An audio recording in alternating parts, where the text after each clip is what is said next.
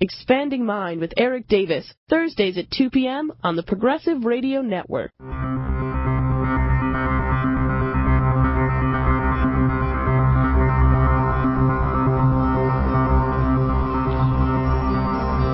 Welcome, friends, to another edition of Expanding Mind, exploring the cultures of consciousness. Now, I don't know what this says about me, but over the last few years, I've had not a small number of people that I know quite well, friends, go through a variety of rather intense psychological problems. Not just the sort of chronic problems of depression or anxiety and things like that, but acute crazy stuff. I'm just going to say that in a loose and general way because I still think it has a role to play in this discussion.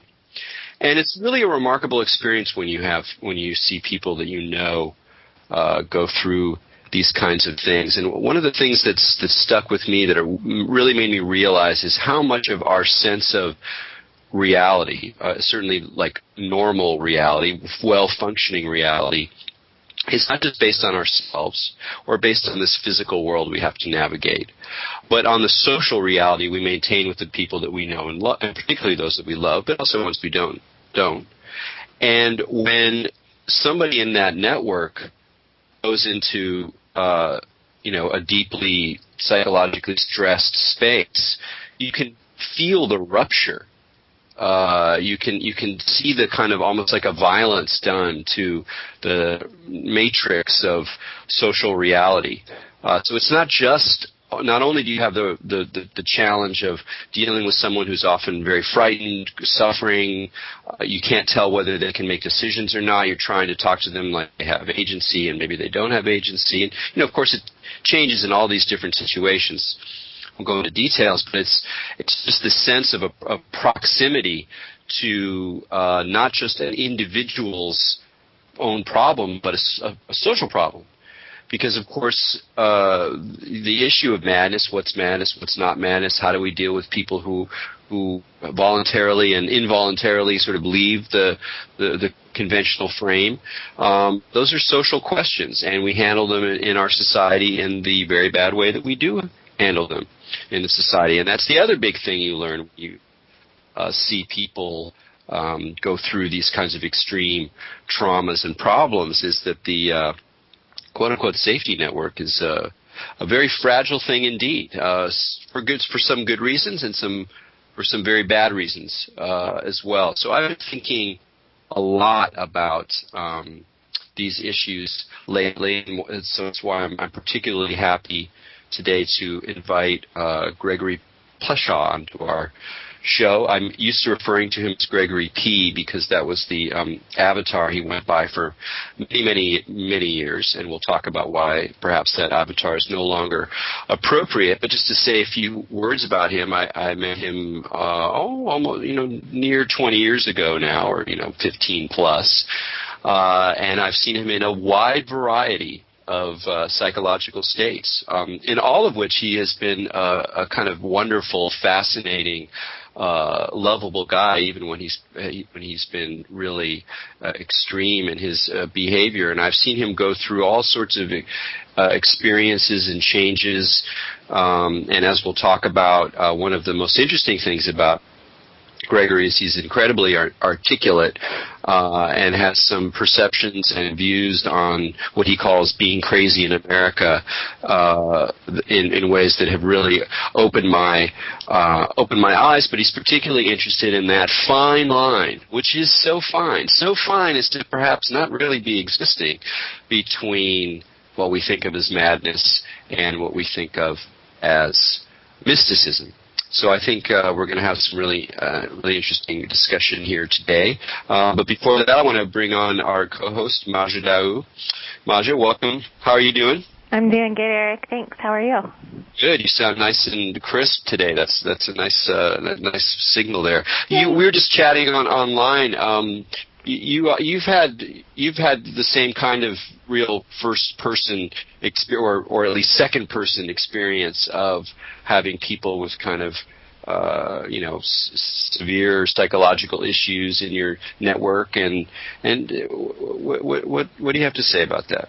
Well, I have, Eric. My grandmother had mental issues, and of course, back in the day, they put you in a funny farm. So I know everyone says funny farm now, but people don't even know what that means anymore. But my grandmother was actually on a funny farm, and was, treated with electroshock treatment and administered all kinds of drugs, and then, took medication for the remainder of her life. And when she was not given her medication, it would kind of creep back in. And I have a very good friend who's schizophrenic. My first boyfriend had pretty severe mental issues where he would even black out and not remember his episodes, which would be so dramatic and, just off the hook that it really gnarly for everyone around him to kind of go through. So I have experienced firsthand from kind of a variety, friends, lovers, family, all kinds of people that have dealt with these issues. So it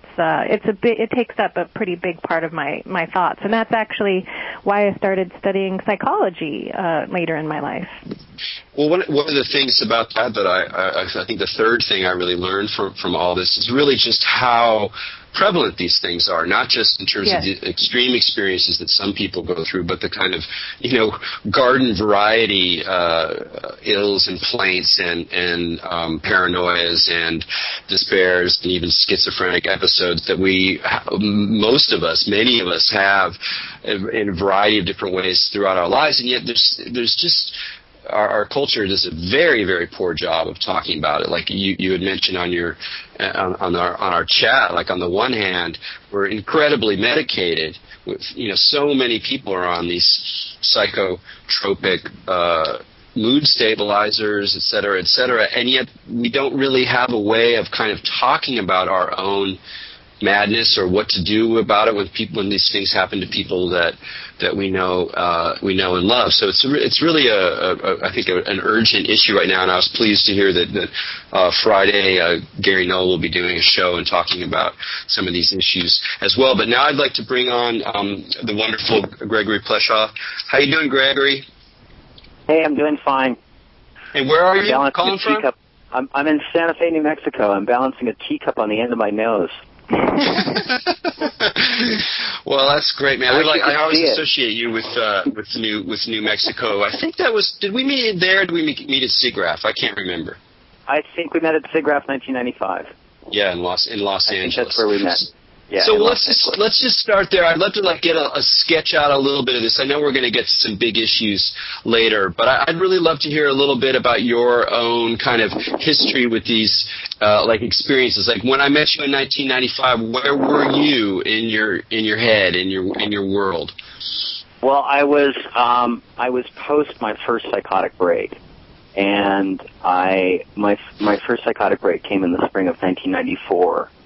And I didn't know what it was at all. I until later. It was, I was in San Francisco, of course. This is where such things happen. And I was working on my senior thesis at New College of California. And I've since then spoken with a number of people who are now labeled bipolar and take the proper bipolar medication, for whom the first psychotic break seems to have come during, say, a senior thesis in college or during a doctoral dissertation, where there's an incredible amount of intellectual stress going on, and combined with maybe a strange environment. I hadn't been in San Francisco in about 3 years at that point, and everything was very vivid. My degree's in creative writing, so I was working on some kind of crazy experimental novel at the time, and it got crazier and crazier and crazier. It was there were all kinds of but many things that I saw took on major nuances and inner meanings that seemed very similar on reflection to a psychedelic experience, but it went on for months and months and months. It was 3 or 4 months of just like complete the interconnectedness of all things, and dreams that were really not necessarily disturbing, but fit in with my day-to-day life. So I would wake up and I would have had a dream about what had happened the day before, and I would write that down, and I had this overwhelming sense that whatever I was writing was relational synchronistically to what was going to happen next.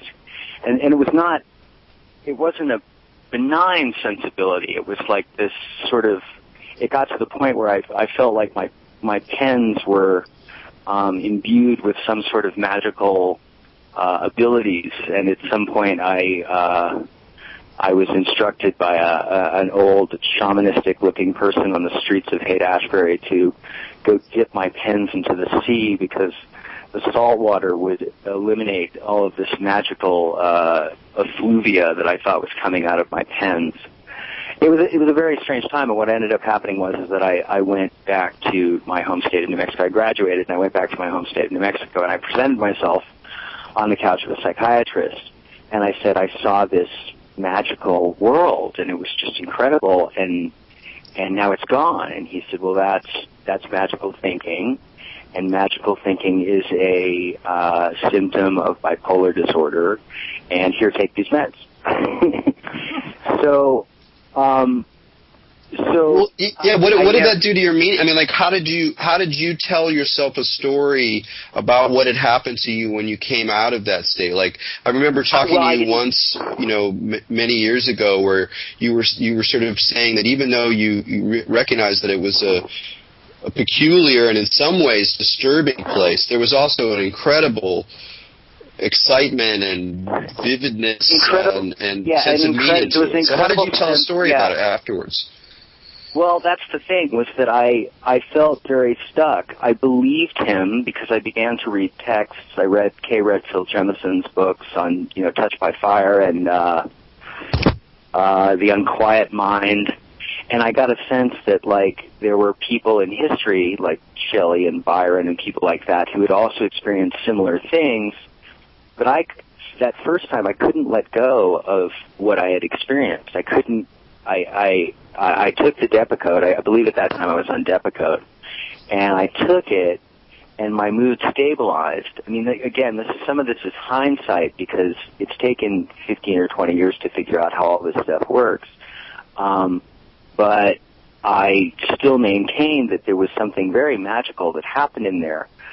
So the way I look at it now is that it's both.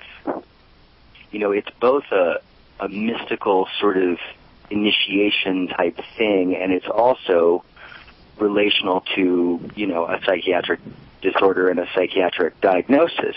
Well, and I think that's like a really big issue with, like how Erik was saying, there's a fine line, because honestly, the majority of schizophrenic and even bipolar episodes, they read like a mystic experience. And even the fact that they diagnose it saying that's magical language, well, that means you're thinking magically, which is, yes, normal people think that's crazy, but that's like where God time kind of comes in, I mean, did you have in that experience like feelings of God at all, or was it more? Oh, absolutely. I didn't identify with a Godhead at that point, but my sense was I'd grown up in a New Age community, so I had this sense of being in touch maybe with the goddess, that maybe I was, tarot cards took on exponential meaning. Feathers in the street became like this metaphor for me whenever you'd see a pigeon feather in the street, and I was convinced that it was a sign that God was nearby. I can't remember where that particular thing came to pass, but I made that association. But to this day, if I see a feather in the street, I think it means that God is. Well, that's what shamans say. Like Native Americans say, when you come into contact with birds, that literally means like presence of God. So, I mean, that's a traditional omen, So taking these ideas, like we'll go deeper in them, but just to stay with this period in time, what did as you took the Depakote, as you absorbed this diagnosis, you started to read more and go, oh my gosh, this is so like recognizable. How did your own sense of the meaningfulness of the experience that you had just gone through change? Well, it didn't. It led me to a lot of despair, to be perfectly honest with you. I mean, it was like what I had experienced was so, I hate to use the word pure, but it was pure. It felt really like me, and really like, it was, I guess the best way to put that was, I mean, I was, I'm a writer and a reader, and I had read all kinds of mythology and all kinds of, mystical books and all kinds of, again, like coming up in a New Age community, read all kinds of, I don't know, New Agey stuff and 2012 related things and the Mayan factor and things like that. And I felt so imbued with this sense of the kinds of consciousness that people are talking about in terms of like relational to like the human potential movement and things like that. I mean, I felt really sort of, I don't know, Esland by the whole experience on some level, that there was something going on. And yet, psychiatry was the best way to put it is that the only shaman to whom to turn to in our culture that is credible, or that we deem as credible, is the psychiatrist's couch. And my parents were reasonably flipped out when I returned sort of from school. I had gone to school being a sort of responsible young 23 or 24-year-old, and returned with like this blazing, crazy mohawk with all kinds of weird shit strung into my hair. This was the early 90s. I think people did stuff like that. And I was talking about these magical experiences, and they were concerned because, it seemed like I was getting off track from what I'd been doing. And to me, it was it was a bigger track than what I'd been doing. It was so much more interesting than, at the time I was 23 or 24 years old writing about bands and pop culture and things like that. And this seemed so much more, in keeping with like that there was a sense of destiny to it. And a lot of that destiny was kind of tied up with having grown up in 2012 culture.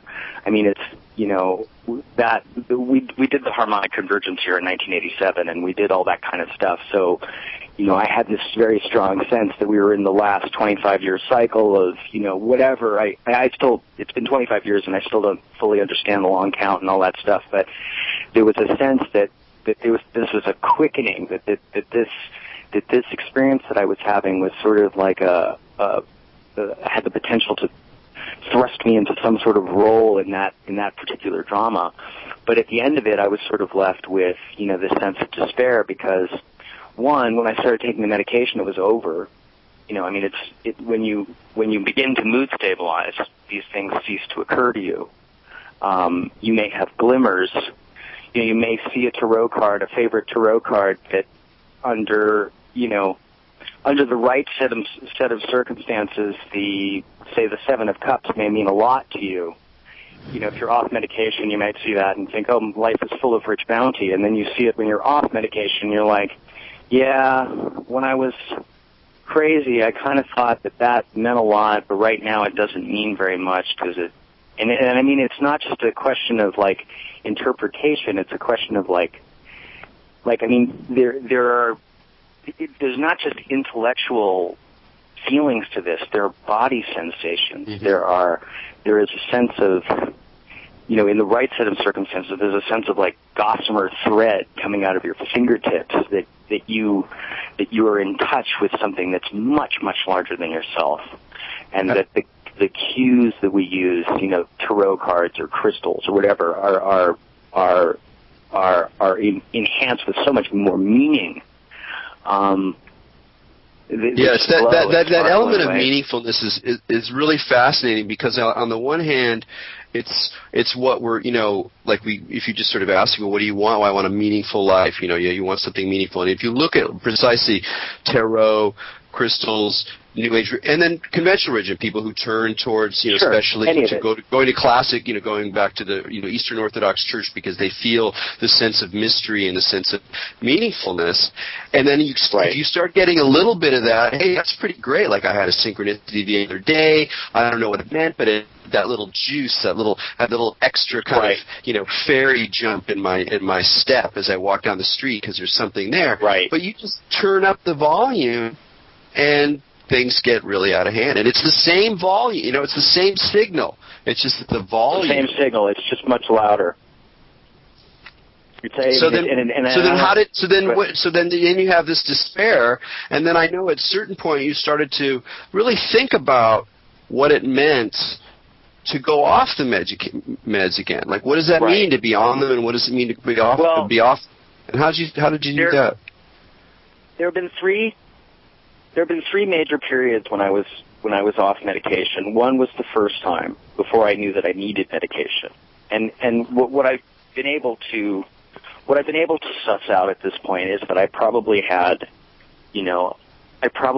a mood disorder, which is the best way to put it, beginning around the age of 15.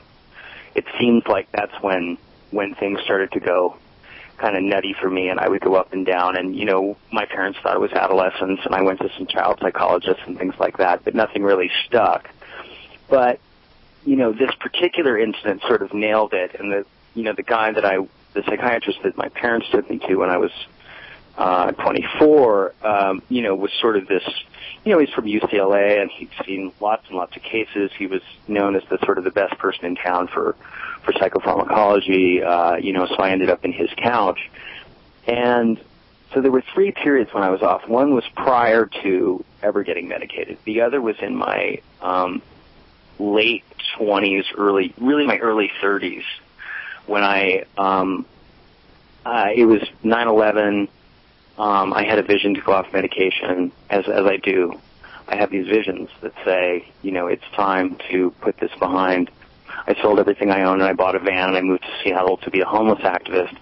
And that was when Wish Paper happened. Wish Paper was a project that I did where I encouraged people to make wishes based on a paper that I made for them.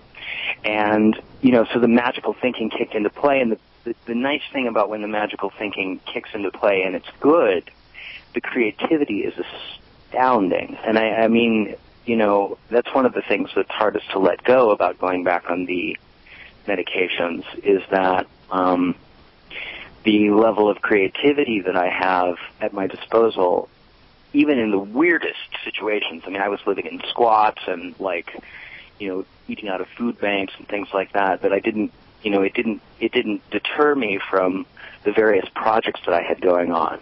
Well, that's very important, I think, and I want to just harp on that for a moment. And like you said, the creativity and the amount of artists, like you were talking about Lord Byron and, people like this. I mean, my friend who was diagnosed schizophrenic, he is an unbelievable artist. And I mean, the things that come out of him, no person could conceive of inside of their brain. So the creativity is no small matter that is involved in these kind of things. It's actually upon epic breakthroughs in humanity. I mean, I know that might sound like magical thinking to a psychologist, but it's true. You see the artistic breakthroughs that happen in these instances, and they're heavy duty. Well, and I agree with you, but the flip side, unfortunately, I mean, if it were only just creativity that was, a symptom of being off medication, I would do it all the time. The issue is that what I have discovered about it, and it's taken time to figure out, why one should be on one's meds. I mean, I could change 10 years from now. I seem to have these 10-year cycles where I decide that it's time to be off med again. But basically, the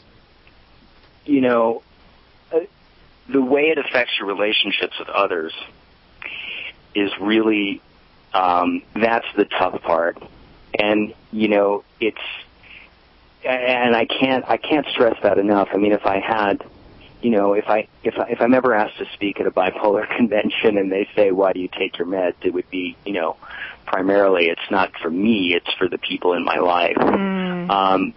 Because, you're so out there. When this last occasion when I went off med, the amount of creativity that was generated in my brain was so astonishing. I mean, I felt like, and I certainly was, I was tracking all kinds of different data sets, reading the news and, absorbing things about global currencies. And, I mean, I had all kinds of weird theories going on, not necessarily conspiratorial, but things that to me seemed fairly lucid analysis of what was going on globally in terms of the economy, politically, things like that. Got very interested in all kinds of things that, as a general rule, I just don't have time for, because when you're off medication, I mean, my experience when I'm off medication, normal goals, normal, sort of work a day, I'm going to do this job and pay this rent and all that stuff goes out the window. You don't care about any of that stuff. All that stuff becomes just, who cares? I'll live in a tent. I've lived in a car. I mean, I've lived in all kinds of like weird and marginal situations in order to accomplish whatever weird creative goals I've got at any given moment when I'm not medicated. And without blinking an eye. I mean, I look back on certain periods of my life, particularly like Seattle, San Francisco, early 2000s. I mean, I was like, I would have lived anywhere to accomplish my weird little projects. And, I'm not much of a visual artist, so I can't show you like 10 canvases that are really spectacular. I just write these weird things, I write weird things with. Well, I gotta say, you're right. You're an excellent writer, and I've always been encouraging you to hopefully, and I know you have different reasons, got hot and cold on the project of writing about, being crazy in America, because one of the other dimensions of this is that even as you're wrestling with these, really meaningful questions in psychology and even the question of mysticism and how do these things relate, you've also have this sort of, I don't know, privilege isn't quite the right word, but you've been able to observe how the system works from the inside, from a place of marginality, because unlike a lot of, middle class people who go through these situations, you were also like this freak who let yourself live and survive in these various margins, and therefore your relationship with the social system and the health system and the medical system came more from a place of marginality rather than from a kind of more place of middle class privilege. So this has given you a very interesting look at the political reality of being crazy in America. So, what did you find? Just to touch on that, there's a book that I put out based on my writings of the early 2000s.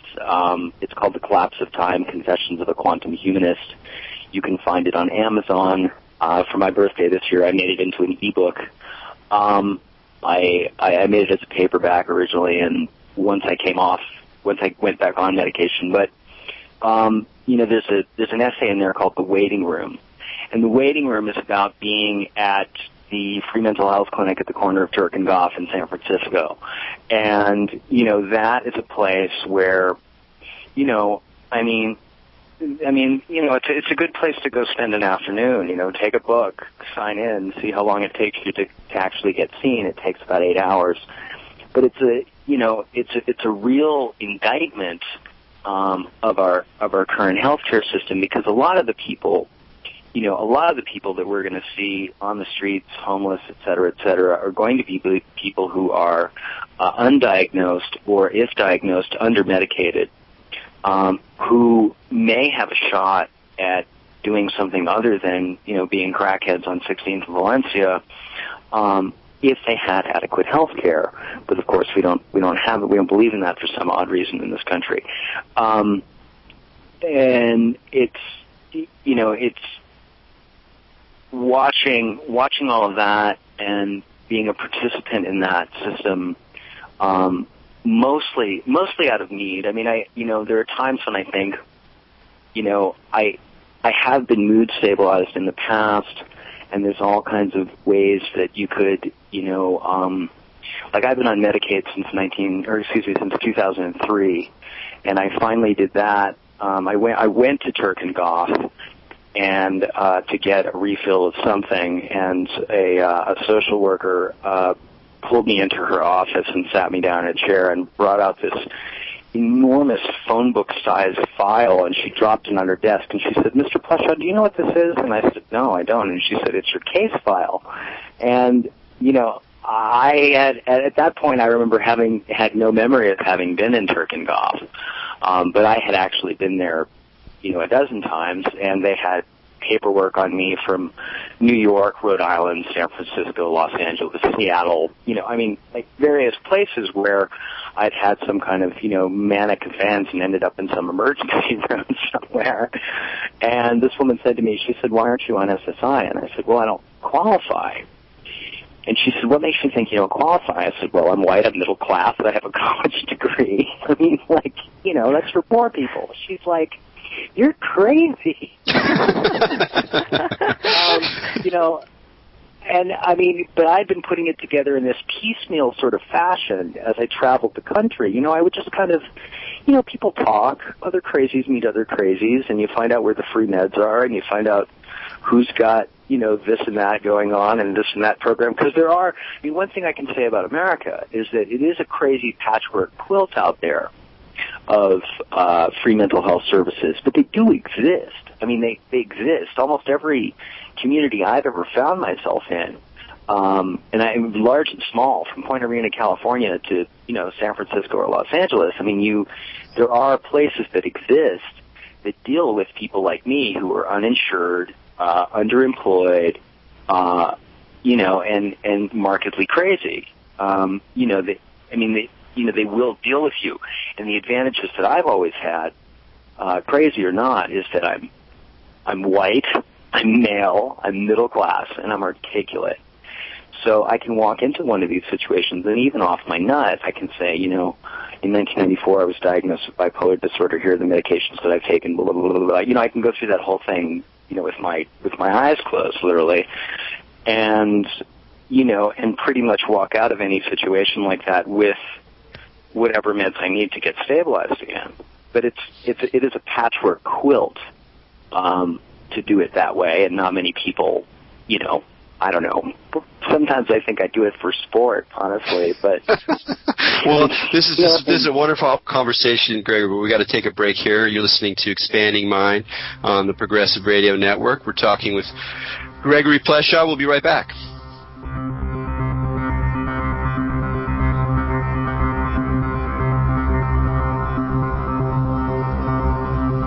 Welcome back to Expanding Mind on the Progressive Radio Network. I'm Maja Daou, and we're here with Erik Davis and Gregory Pleshaw. We're talking a little crazy talk, getting a little crazy. Gregory, before the break and earlier you had talked about, how you think the most important thing to take meds is that you can have relationships with other people. And it was interesting because you mentioned how the crazy people all get together and talk about where the free meds are and kind of form their own communities. And I wanted to just kind of talk about how it is taboo to talk about mental illness amongst people, even your friends or loved ones. And I'm certainly not judging the need for medication, as you said, to interact in society, but it is kind of this thing where it's not acceptable to be crazy, so you have to change to be more normal. And normal people will not interact with crazy people until they do become more normal. And it goes, I think, along with the mystic experience stuff you were talking about, because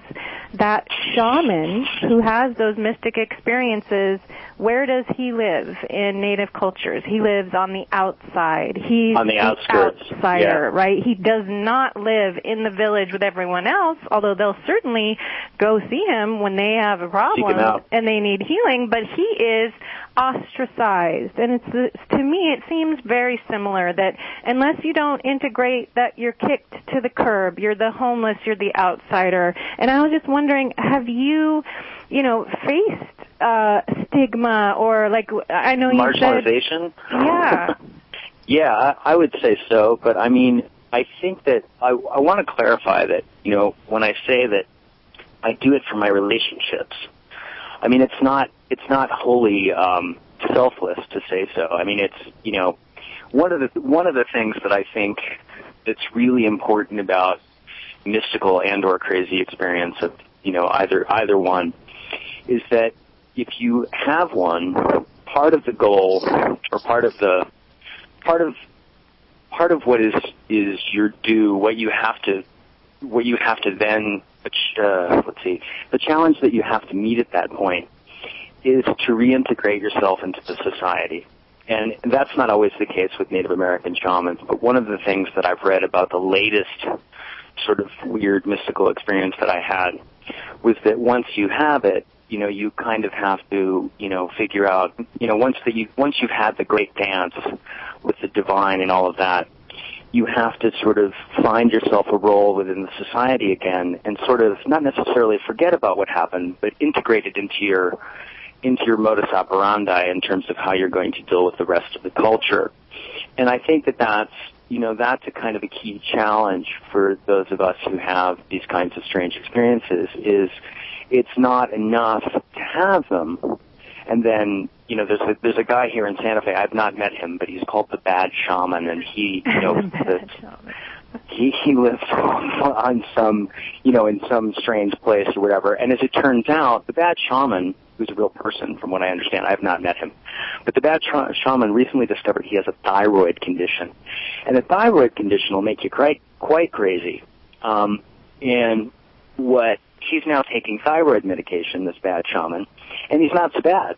And, part of the deal is I think that we can have mystical insight and mystical experience, but I think we can also bring it back down to brass tacks. I mean, I used to think, the first couple of times around, I really thought that I'd gotten the short end of the stick, in terms of, well, I had this really, kooky experience that I loved a lot, and now I have to take these meds and, forget that it happened. Now I think that I'm sort of lucky because I have the best of both worlds. I mean, it's certainly at this point in time, with the kinds of mood stabilizers available and things like that.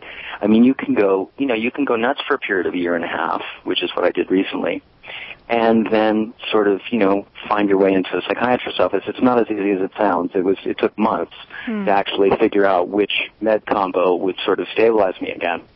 But, and then not have quite the same severity of cycle.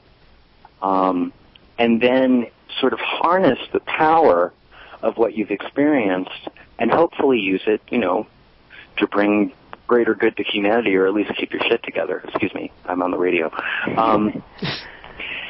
But you know what I mean? Like, so, I mean, I think that the marginalization aspect... It's totally true. Even the shaman has to interact with people. I mean, right? Right. So you do. You have to find that way to integrate it. I think that's totally true. Yeah. Well, one of the things I really appreciated about our friendship is because I just sort of made once I was like, okay, this guy's my pal, I'm going to stick with him, thick and thin. Thanks, is that I respected your decision to go off meds sometimes, so that I sort of be kind of signed up to deal with you however you came at me. And sometimes it was very hard. Sometimes I was very worried about you. Sometimes it got tedious. Sometimes it was incredibly inspiring. But it's interesting, too, how that journey that you're going on is also a journey that the people around you are going on. Well, it's interesting, too, because, as you're well aware, and so is anyone else who is fortunate or unfortunate enough to have their email address in my Gmail, I write these epic letters when I'm off medication, and, I look in my outbox. I've since had the chance to look in my outbox since I got back on medication, and some of the things I've said are just like, wow, I was really out of my mind, but some of the things I've said are like, I look at them and they're just these incredible documents of this kind of manic, crazy mind at work, trying to parse through a variety of different issues and look at a lot of different stuff. Because I think one of the issues that I think is that, they also talk about the fine line between madness and genius, and I would never claim to be of the latter. But I think that one of the things that happens in a hyper-stimulated society such as ours is that we take on an enormous amount of data on a regular basis, not just normal stuff like getting up and going to work and all that kind of stuff, but, the dizzying complexity of the modern society has it that we take in an enormous amount of information that we never use because it's not useful to us in states of normalcy. right? There's just a big ton of, those little blips on the screen of like, the Dow Jones is up 45% and this, that, and blah, blah, blah, blah, blah, blah, and all this stuff is going on. And we never have the ability to sit down and make any connections about what all that weird data means. Then you go off medication and, and you give yourself a break from consensus reality. And my mind, anyway, when I'm off medication, my mind moves at this rapid-fire pace to try and connect all that data. Whether it's connecting that data properly or not is difficult for me to say. But the fact that I get a glimpse of a mind at work that's trying to make sense of all this disparate data. And that alone is like, God, throw the pills in the ocean, forget it, put me on a cruise ship with a live connection to the internet. Because you get this opportunity to sort of pull things together and sort of, I don't know. I mean, I feel like when I'm off medication that I construct incredible sort of word poetry that, unfortunately never really sees the light of day unless you get one of my emails. Email is like the worst thing invented for a manic depressive person, I think. Well, but that's very interesting because you're almost put in a position where you're able to psychoanalyze your episodes. When you get back on medication, you have this like record of the experience because, like you said, you don't remember it and you don't recall. So it's almost like you get access to your subconscious through those emails.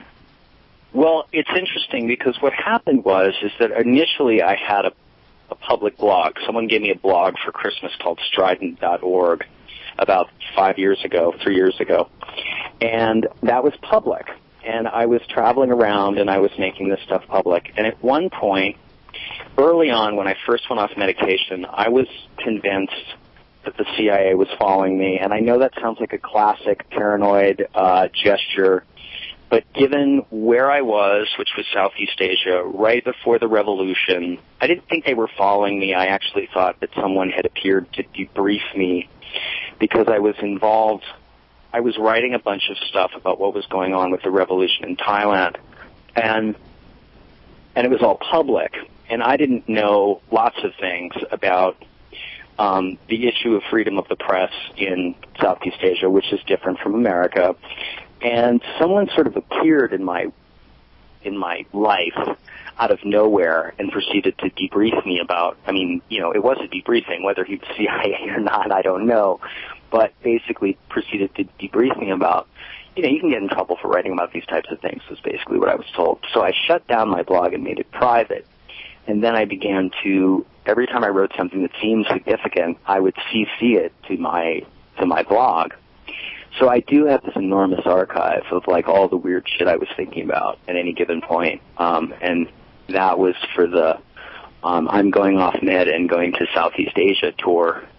Let me just say that I got not only emails from Gregory during this period, but also some wonderful Skype calls. So I'd be sitting there like in getting up in the morning and I get this Skype call and there's Gregory with his bald head and this single cheap light bulb hanging, and he had this, this kind of look, and it was a little bit like Marlon Brando in Apocalypse Now, except not like more like hyper and kind of like a giddy, and it was kind of remarkable. But the reason I bring up that whole Thailand episode is that even though you look at that period and you say, oh, I was kind of crazy or totally wild, you had some experiences there, particularly through the Tibetan Buddhist practices that you were doing that were extraordinarily powerful, that now, today, you'll still say, I know I was crazy, I know I was off meds, but that stuff was something else. And I'm only about like 10, 12 minutes left. I'd love to hear a little bit about that experience and how it is that you think about that relationship with these manic episodes to whatever you want to call it, authentic spirituality or a different kind of experience. Well, let me know if my sound's coming in okay, because you're coming in a little choppy. Am I okay? You're fine. Okay, good. So basically, I went to India. The whole deal with going off medication, I had a vision at Burning Man, right? Classic. I had a vision at Burning Man to go off medication. The reason for that was I was sick and tired of being sick. Because there's something about, at that point I was taking 7 pills a day. I was taking lithium, Lexapro, Abilify, and Lamictal. And so that was, 3 hits of lithium, a Lexapro, and Abilify, and Lamictal. So it was 6 pills a day. So basically, there's this ritual. You open the bottles, you take the pills, there's this whole thing of and with each pill, it's sort of I'm sick, I'm sick, I'm sick, I'm sick. And I had gone long enough feeling what is this good for anyway? So this keeps me stabilized for what? My life, I felt like my life sucked, and I felt like there wasn't, it didn't have any meaning in it. I had sort of, as I always have, was eking out a small living, writing, not total garbage, but basically writing arts copy for the New Mexican and places here in Santa Fe. And my life just felt flat and boring. So, and I was tired of reinforcing the notion that I was sick. So I went off medication, and I decided that I had this vision that I should take charge of my own wellness by learning yoga and meditation and seeing if yoga and meditation could somehow help me maintain the craziness. It seems to me now a hopelessly naive agenda, but at the time it just seemed like, why don't I try this? So I had a vision on a yoga mat, had this idea, did it, whatever. Ended up going to India, flew to Dharamsala, and flew to Delhi and took a train to Dharamsala, and in the meantime having interesting sort of word visions all over the place, great dreams, fantastic stuff. Ended up in Dharamsala, and while I was there, I learned what I believe, someone can correct me out there if I'm wrong, is some kind of old school tantric meditation thing, and it's called Vajrasattva, 4 opponent powers. And I learned this in a meditation center in Dharamsala, a relative stone's throw from the Dalai Lama's residence. So I learned this thing and I began to practice it, and what I felt like was the more I practiced it, the more patient I became, the less irritable I became, the less agitated I became, and these things are no small accomplishments in India, because India is too irritable, makes you impatient. India's, and it's a nut house, basically. It's a great place for a crazy person to be, wandering around to the Himalayas, marrying myself in a wooded grove, naked. Anyway, whatever. I had a field day in India. India was fantastic for me. But basically, the more I did this meditation, the more I felt like something was happening. And at the time, I was studying neuroplasticity, which is Richard Davis's. He's from the University of Wisconsin. And he's been studying how advanced meditators may have the ability to change the structure of their brains and be more loving and be more compassionate and be more patient and be all the wonderful things we'd like to be less angry.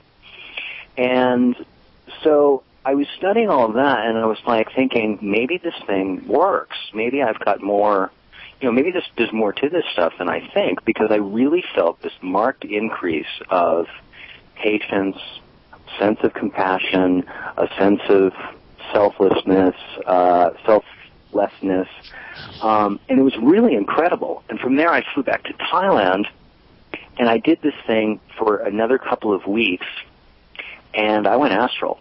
And this experience was wackadoodle. I was awake for 9 days. I was on a beach. I saw, visions of dakinis dancing in front of me. Everything about the experience was imbued with a sense of everything I had just studied about Buddhism. Wow. I saw, it was just outstanding. At one point I was sitting, I was walking down the beach and I collapsed neatly into a full lotus on the beach as the sun was setting. The clouds were pink, and there was this force trying to pull me into the clouds and saying, if you just let go, you can leave samsara. And I was all for it, because the pink clouds were like enveloping me with the most outstanding feeling of love and compassion that anyone could ever hope or expect to feel in their lives.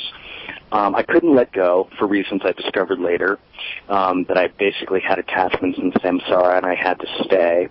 But I ended up at one point, by the fourth or fifth day, thinking that, I need a teacher. Someone needs to tell me how to get out of this. And I had this vision that I could split my brain in two and allow one side to mentor the other side.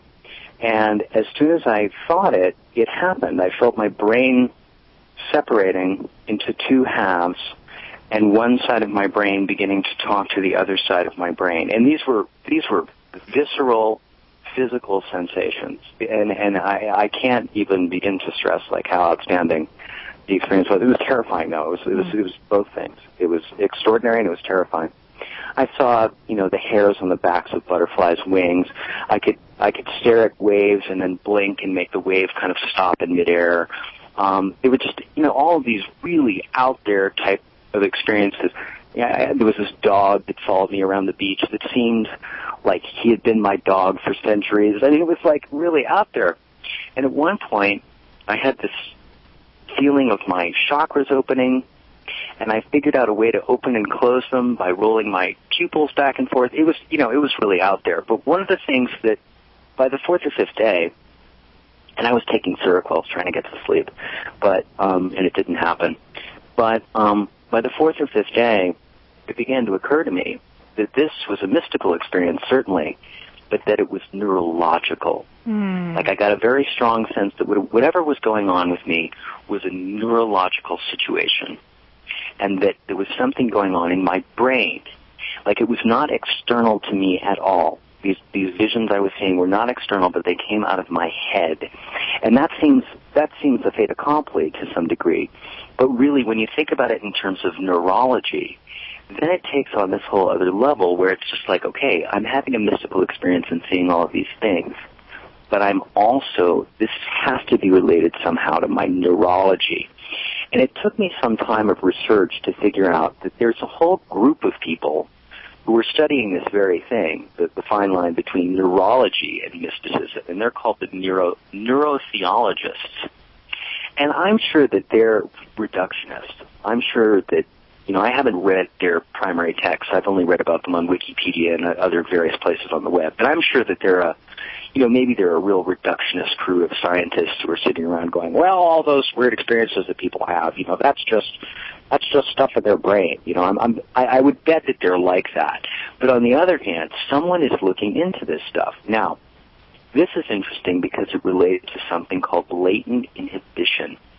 And latent inhibition is a really interesting thing that has been fairly recently discovered in neurology. But it's this idea that latent inhibition is like a well of chemistry. It's like a big pile of schloosy chemicals in your head. And when the well is lowered, you get increased levels of creativity. And when you lower it even further, you get bipolar disorder. And when you lower it even further, you get schizophrenia. Now, researchers have shown, based on the research that I've picked up on the internet, which, that could be true or false, basically that not only does latent inhibition get lowered in these various types of diagnoses, but latent inhibition also gets lowered through the use of cannabis and through the use of psychedelics.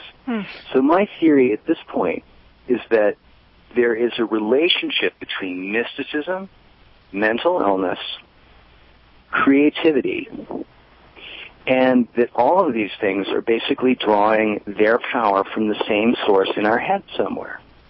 That neurology has some, obviously neurology has a part to play in mental illness, but that, like, the use of psychedelics, creativity, mental illness, and neurology are all kind of tied together in such a way that they sort of feed on one another. Wow, Gregory, that's great stuff. But we got to close up here on Expanding Minds. So I just want to thank you for being on the show and talking to us about this stuff. And is there any place you could point anywhere? to read your stuff? Again, if anyone wants to read The Collapse of Time, Confessions of the Quantum Humanist, that is available on Amazon. I don't have the URL, sorry, but it's Gregory Pleshaw, and I think it's $5.23 because 5 is the law of 5s and 23 is 23. All righty, well, thanks a lot, Greg. See you later. Sure thing. Okay, catch you later. Bye. From me and Maja here on Expanding Mind, keep your minds open.